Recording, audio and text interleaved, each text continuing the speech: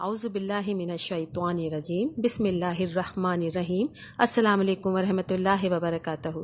رزق اللہ کے ہاتھ میں ہے، وہی انسان کو رزق دیتا ہے اور انسان رزق کے لیے مختلف نوکریاں کرتا ہے، مختلف قسم کے کاروبار کرتا ہے، لیکن اکثر پھر بھی رزق کے لیے پریشان ہی رہتا ہے۔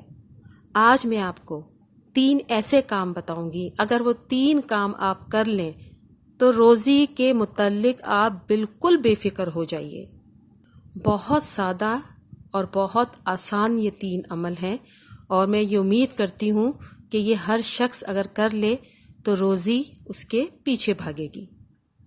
اس کا پہلا کام یہ ہے کہ رازق صرف اور صرف اللہ تعالیٰ کو مانے اور دل میں کسی کے بارے میں یہ خیال تک نہ آنے دیں کہ میری روزی اس کے ہاتھ میں موجود ہے۔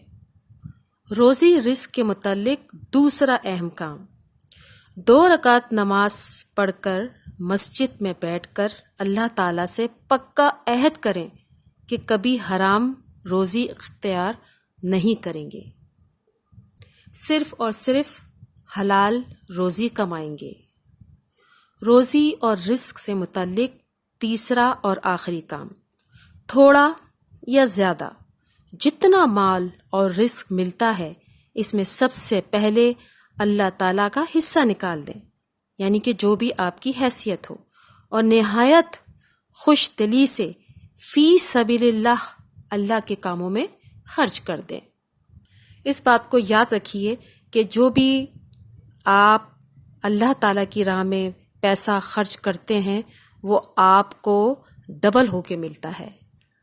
یہ 3 کام اگر آپ کر لیتے ہیں تو یقین جانیے کہ روزی اور رزق سے بالکل آپ بے فکر ہو جائیں گے۔ ویڈیو آپ کو کیسی لگی اپنے کمنٹ سے مجھے ضرور آگاہ کیجیے گا۔